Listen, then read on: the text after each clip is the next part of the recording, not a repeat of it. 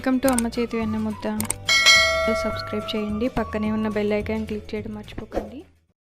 Hello అండి, ఈరోజు మనం ఎంతో జ్యూసీగా టేస్టీగా ఉండే బాదుషా ఇంట్లో ఎలా ప్రిపేర్ చేసుకోవాలో చూద్దాం. చాలా హైజీనిక్గా ఇంట్లో చేసుకుంటే మనకి సాటిస్ఫాక్షన్ వేరే ఉంటుంది కదా. అండ్ ఇంట్లో ఈజీగా ఎలా ప్రిపేర్ చేసుకోవాలో నేను టిప్స్తో పాటు చెప్తాను. ఇప్పుడు ముందుగా మనం ఒక కప్ మైదా పిండి తీసుకోవాలి. అందులో చిటికెడు సాల్ట్ వేసుకుందాము. స్వీట్ రెసిపీస్లో సాల్ట్ వేయడం వల్ల టేస్ట్ ఇంకా ఇంప్రూవ్ అవుతుంది. ఇందులోనే కొంచెం వంట సోడా, అలాగే కొంచెం బేకింగ్ పౌడరు. మీ దగ్గర బేకింగ్ పౌడర్ లేదనుకుంటే కొంచెం వంట సోడా వేసుకొని 2 స్పూన్లు పెరుగు వేసుకోండి, సరిపోతుంది. అలాగే ఇందులో 2 స్పూన్లు నెయ్యి కూడా వేసుకోవాలి. మనం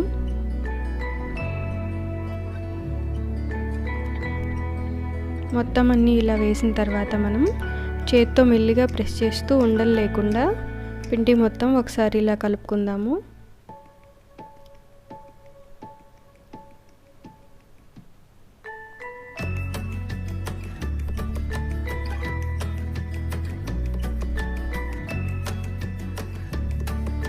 పిండి మొత్తం ఇలా ఒకసారి కలుపుకున్న తర్వాత ఇందులోనే కొంచెం కొంచెం వాటర్ వేసుకుంటూ మనం చపాతీ ముద్దలాగా కలుపుకోవాలండి.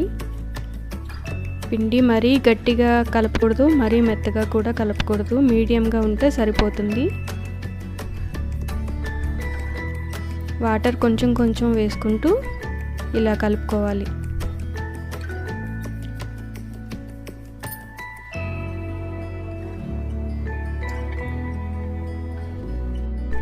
ఇలా పిండి మొత్తాన్ని మనం బాగా చేత్తో ప్రెస్ చేస్తూ కలుపుకోవాలి, మొత్తం కలిసే విధంగా.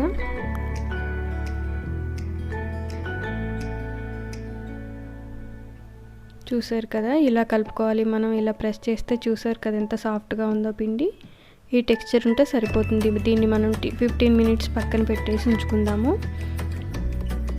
పిండి 15 మినిట్స్ నానబెట్టేలోపు మనం షుగర్ సిరప్ రెడీ చేసుకుందాము. దీనికోసం 1 కప్పు పంచదార తీసుకున్నాను నేను. స్టవ్ ఆన్ చేసి ప్యాన్ పెట్టి పంచదార ప్యాన్లో వేసి అందులోనే కొంచెం వాటర్ కూడా వేసుకుందాము. స్టవ్ మీడియంలో పెట్టి ఇది కలుపుకుంటూ ఉండాలి.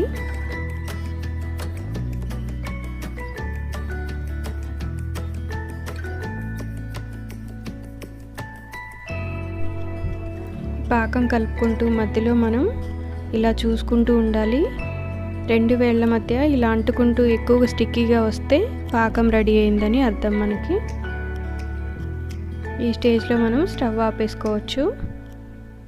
తీగ పాకం కన్నా కొంచెం తక్కువగా ఉండాలండి. ఇందులోనే కొంచెం నిమ్మరసం పిండుకుందాము.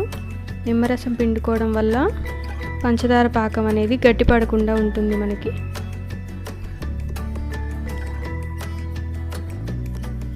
ఇందులోనే కొంచెం మనం మీకు ఇష్టం ఉంటే ఇలాచీ పౌడర్ కూడా వేసుకోవచ్చు. కొంచెం ఇలాచీ పౌడర్ వేసాను. ఈ పాకం మనం పక్కన మూత పెట్టేసి ఉంచుదాం. 15 మినిట్స్ తర్వాత ఈ పిండిని మళ్ళీ మనం ఒకసారి కలుపుకోవాలి.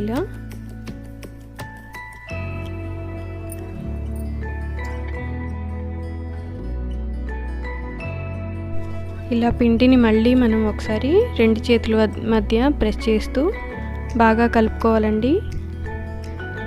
ఇలా పిండి కలపడంలోనే మనకి బాదుషా అనేది చాలా బాగా కుదురుతుంది. ఈ పిండిని మళ్ళీ మనం ఒకసారి ఇలా రోల్ లాగా చేసుకోవాలి.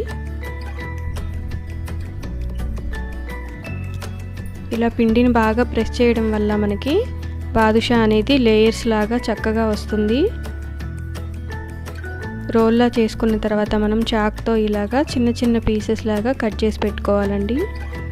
ఇలా పీసెస్లా కట్ చేసుకోవడం వల్ల మనకి అన్నీ ఈవెన్ సైజులో వస్తాయి, ఒకే సైజులో చూడడానికి అందంగా ఉంటాయి.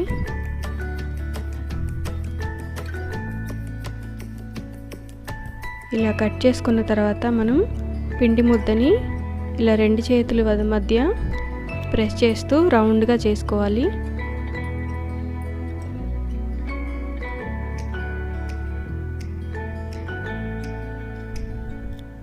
ఇలా చేయడం వల్ల మనకి బాదుషా అనేది చాలా బాగా వస్తుంది, లేయర్స్ లాగా. పాకం కూడా చాలా బాగా లోపలికి వెళ్తుందండి. పాకం బాగా పడుతుంది. ఇలా మధ్యలో మనం వేలితో ప్రెస్ చేసుకోవాలి, కొంచెం ఎక్కువగా ప్రెస్ చేసుకోవాలి. స్టవ్ ఆన్ చేసి మనం ఆయిల్ మీడియంగా హీట్ అయిన తర్వాత ఇలా మెల్లిగా ఒక్కొక్కటి వేసుకుందాము.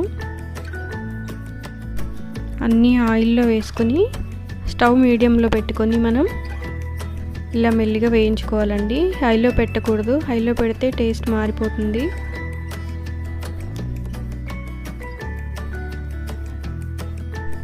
చూసారు కదా, ఇలా గోల్డెన్ బ్రౌన్ వచ్చే వరకు వేయించుకోవాలండి మనం. ఈ కలర్ రావడానికి నాకు 7 మినిట్స్ పైనే పట్టింది.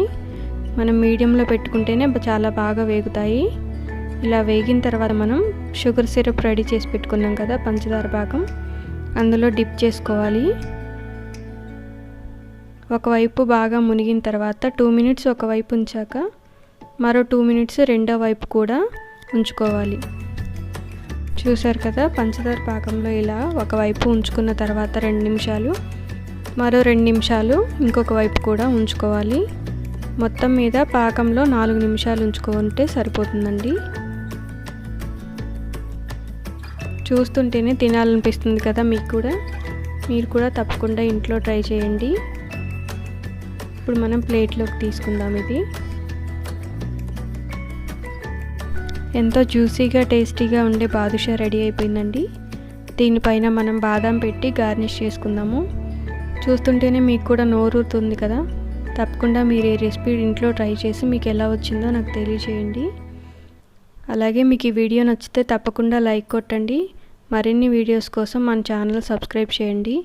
అలాగే మీ ఫ్రెండ్స్ అండ్ ఫ్యామిలీకి షేర్ చేయండి. Thank you.